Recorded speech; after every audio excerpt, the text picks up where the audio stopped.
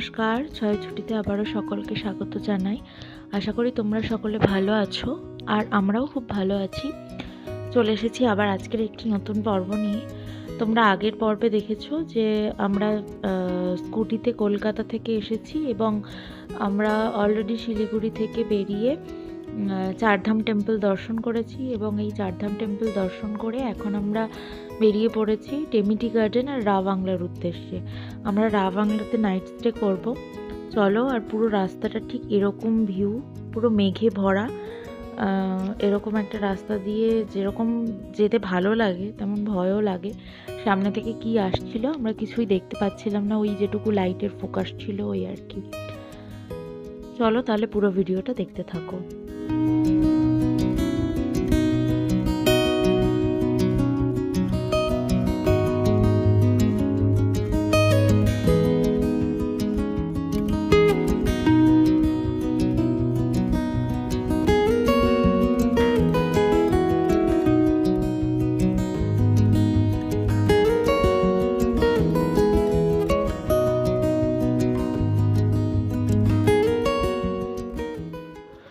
আমরা আগেও নভেম্বরে এসেছি, মানে আমরা যতবারই পাহাড়ে এসেছি বেশিরভাগটাই নভেম্বরে। আর নভেম্বরে আমরা এরকম ওয়েদার পাইনি। যাই হোক, এবারই আমাদের ফার্স্ট অভিজ্ঞতা এরকম পাহাড়ি রাস্তায় আর এরকম মেঘের মধ্যে দিয়ে গাড়ি চালানো। যতটা সুন্দর ততটা ভয়ও লাগছিল এই আর কি, আগে তো বললামই।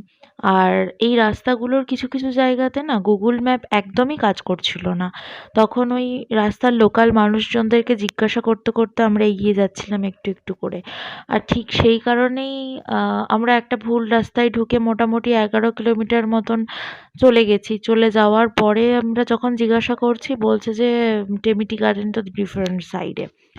তো যাই হোক, সব কিছু মিলিয়ে ঘোরাটা ভীষণ সুন্দর হয়েছে, আর এখনো পর্যন্ত রাস্তা ভীষণ ভালো।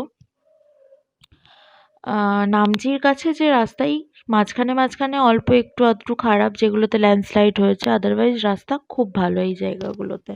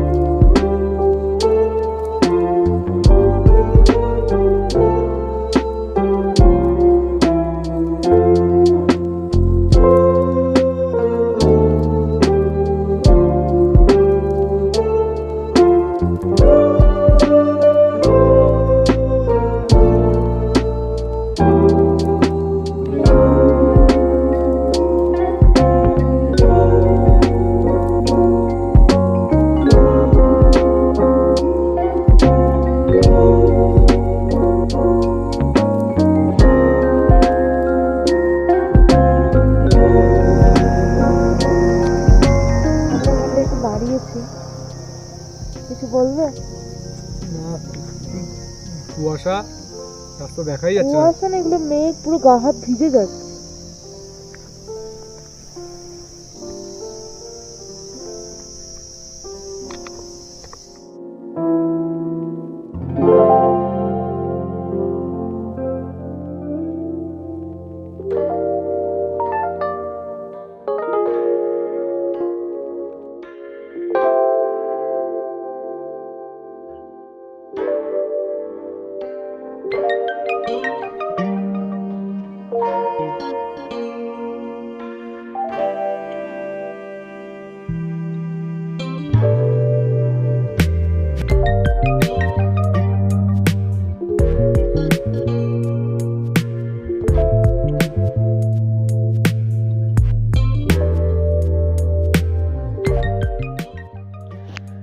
কিছু ভিউজ থাকে এত অসাধারণ পাহাড়ের, যেগুলো সবসময় তোলা যায়, সম্ভব হয়ে ওঠে না, সব জায়গায় দাঁড়ানো যায় না।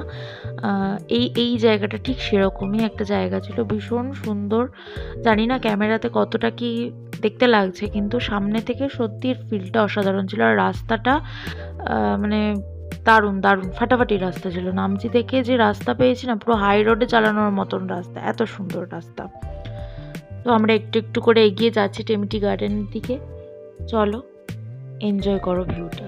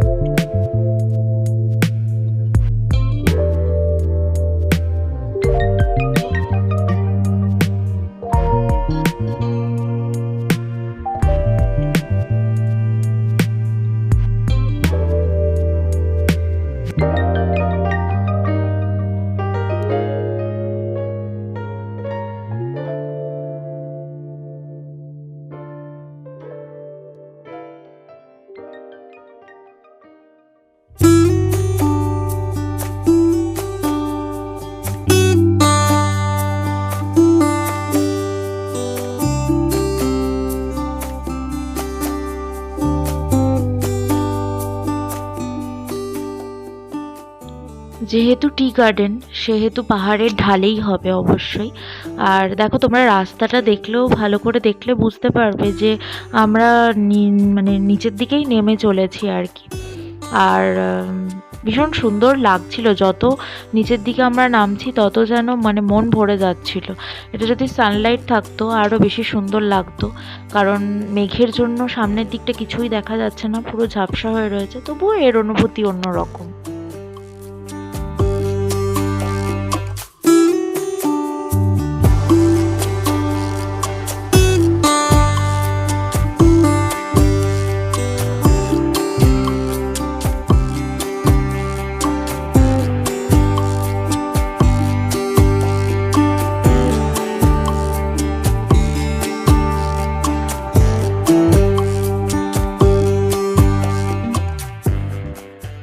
ইতিমধ্যেই আমরা টেমিটি গার্ডেন ঢুকে পড়েছি।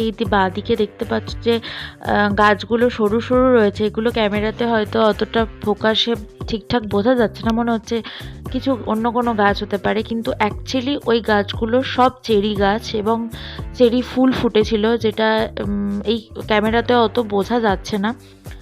আর আমরা যাওয়ার পথে এরকম একটা কমলালেবু ভরা গাছও দেখেছিলাম, যদিও সেটা অন্য একজনের বাড়িতে ছিল। আমরা দূর থেকে একটু ভিডিওটুকু করারই আর কি সুযোগ পেয়েছি। আর তার পাশেই এরকম টেমিটি গার্ডেনের ভিতর, যেটা বলছিলাম আর কি, টেমিটি গার্ডেনের ভিতর অসংখ্য চেরি গাছ আর চেরি ফুল হয়েছিল। আর ফুলও এই সময়টাতেই হয়, পুরো গোলাপি কালারের ফুলে ভরা ছিল, খুব সুন্দর দেখতে লাগছিল। আর আমরা এখানেই দুপুরের লাঞ্চটা করেছিলাম। চলো দেখতে থাকো।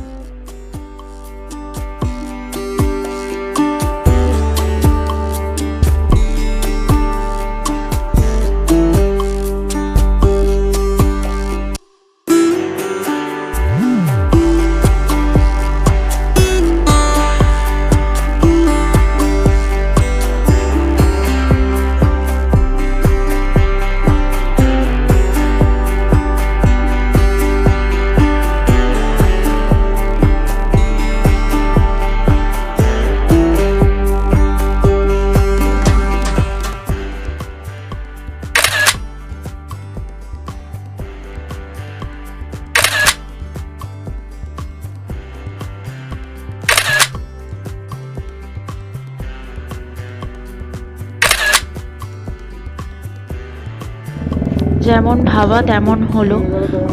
আমরা যখন বাংলা যাচ্ছি, বাংলা যাওয়ার পথে তো আমরা পেলাম ভালো রকম বৃষ্টি। মেঘে তো ভরাই ছিল, আর সাধারণ লোকাল মানুষেরাও বলছিলেন যে আজকের যা ওয়েদার তাতে বৃষ্টি হতে পারে। কারণ আমরা ওই টেমিটি গার্ডেনে একটু মোমো খেলাম, আর তখনই উনি ভদ্রমহিলা বলছিলেন যে আজকের ওয়েদার একদম ভালো নয়। তো সে কারণে আমরা ওখান থেকে আরও একটু তাড়াতাড়ি বেরিয়ে পড়েছিলাম। তো ওই যে একটা 3 মাথার মোড় টাইপ ছিল, ওখানে আমরা বৃষ্টি পেলাম ওই দাঁড়াতে দাঁড়াতে কোনো রকমে। এ কারণে এই জায়গাটাতে আমরা খুব একটা ভিডিও করতে পারিনি। আর বাংলার রাস্তা ধরলাম, আর বাংলার রাস্তার অবস্থা ঠিক এরকম যেরকম তোমরা দেখতে পাচ্ছ। খুব খারাপ অবস্থা, খুব খারাপ। আমরা ওই দিকটাতে যতটা ভালো রাস্তা পেয়েছিলাম, এই দিকটাতে মানে অসম্ভব খারাপ রাস্তা, মানে নেমে হেঁটে গেলে ভালো হয় এরকম বাজে রাস্তা। তো যাই হোক, যেতে তো হবেই, কারণ তখন অলরেডি বাজে মোটামুটি 3:30 4টে। তো পাহাড়ে তো ঝুপ করে সন্ধ্যা নেমে যায়। আমরা চাইছিলাম যত তাড়াতাড়ি আর কি পৌঁছে যাওয়া যায়।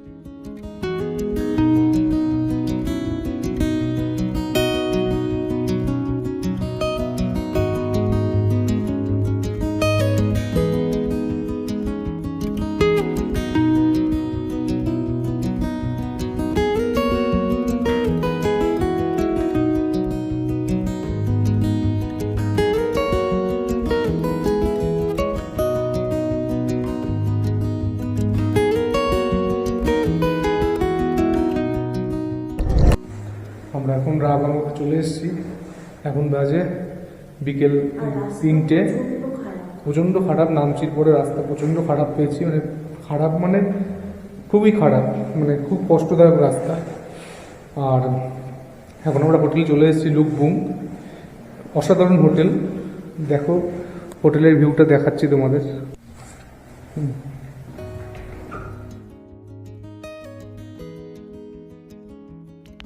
আমরা হোটেল রুমে চেক ইন করার পর ভীষণ টায়ার্ড লাগছিল, বিশেষত আমার।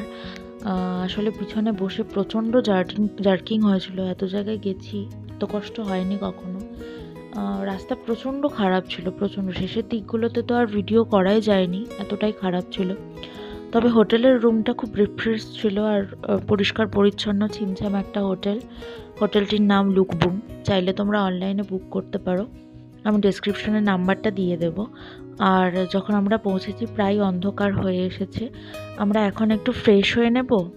আর হোটেলের সবথেকে যে মেইন জায়গা, টয়লেট ভীষণ ক্লিন ছিল, গিজার ছিল অবশ্যই। আর এখন আমরা এখান থেকে বুদ্ধা পার্কে যাব, কারণ বাংলার বৈশিষ্ট্য তো তোমরা জানোই। বুদ্ধা পার্কে একটু হেঁটে হেঁটে বিকেলের লাইটিং যেটা হয় সেটা দেখার জন্য যাব। ওটা মোটামুটি ওই 6টা অবধি, 6টা 6:30 অবধি খোলা থাকে। তো ওটা দেখার পর আমরা একেবারে ডিনার করে চলে আসবো, কারণ আর পারছি না, ভীষণ টায়ার্ড লাগছিল। আর এখান থেকে আমরা যে লুকবুংয়ে ছিলাম সেখান থেকে কিন্তু বুদ্ধা পার্কটা অনেকটাই দূর, আমি অনেস্টলি বলছি। কারণ আমরা যখন হোটেল বুক করেছিলাম তখন বুঝতে পারিনি যে এতটা দূর। আমরা আর মানে স্কুটিটাকে যন্ত্রণা দিইনি, ভাবলাম কি হেঁটেই যাব। তবে হেঁটে যেতে গিয়ে ভীষণ অবস্থা খারাপ হয়ে গেছিলো আর কি।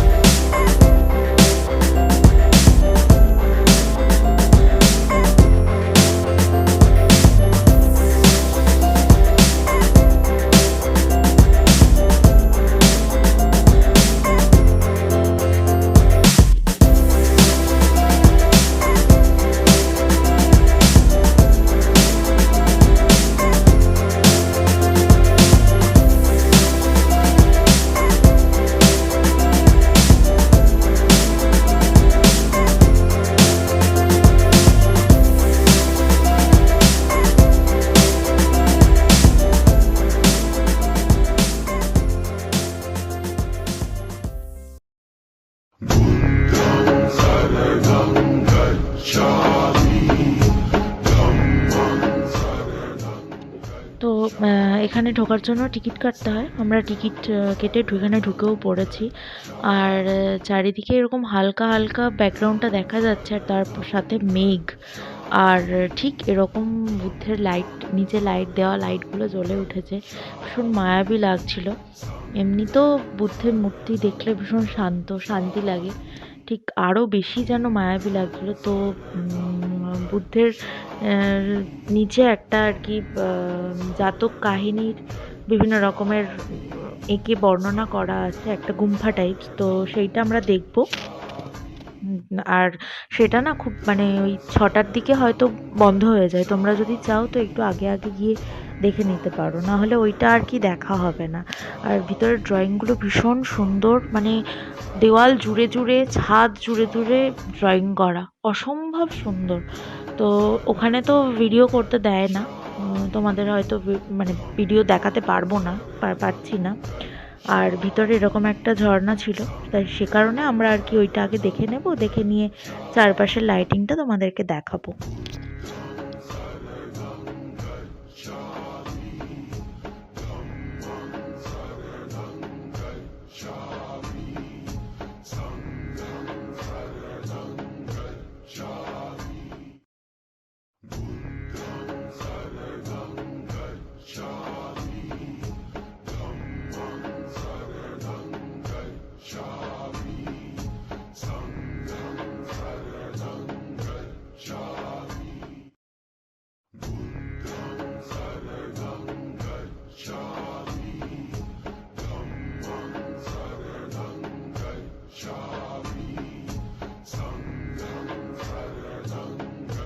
আমরা দেখার পরে অদ্ভুতভাবে যখন বুদ্ধের মায়াবী লাইটের দিকে তাকিয়ে আছি, বুদ্ধের পিছন দিক থেকে এরকম একটা অদ্ভুত সুন্দর মেঘ উঠল, যেটা বুদ্ধকে ঘিরে রইল। এত অপূর্ব লাগছিল সামনে থেকে, মানে ক্যামেরাতে তো অত ভালো করে ধরাটা সম্ভব নয় সব জিনিস। ভীষণ সুন্দর লাগছিল, অপূর্ব অপূর্ব, মন ভরে গেছে। এই একটা জিনিসের জন্য যে এতটা রাস্তা ছুটে আসা বাংলাতে, মন যেন সার্থক হলো। আমরা বুদ্ধ পার্ক থেকে বেরিয়েছি এবং এখন 7টা মতো বাজে। আমরা একেবারে ডিনার করে হোটেলে ঢুকে যাব। তো এখানে আমরা ভাত পেলাম একটা নেপালি হোটেলে, ভাত, ডাল, 2 রকমের সবজি আর অমলেট। তো এই দিয়ে আমরা আজকে ডিনারটা সেরে একদম হোটেলে ঢুকে যাব। আর ফেরার পথে লাইটিংটা দেখে নিলাম বুদ্ধ পার্কে আর একবার। চলো তাহলে আজকের মতো টাটা। যদি ভালো লেগে থাকে লাইক, শেয়ার, সাবস্ক্রাইব করো। আর আমাদের প্রত্যেকটা ভিডিও দেখার জন্য বেল বাটন প্রেস করে রেখো। আবার আরেকটি পর্ব আসছে খুব শীঘ্রই, ততদিনের জন্য ওয়েট করো। টাটা।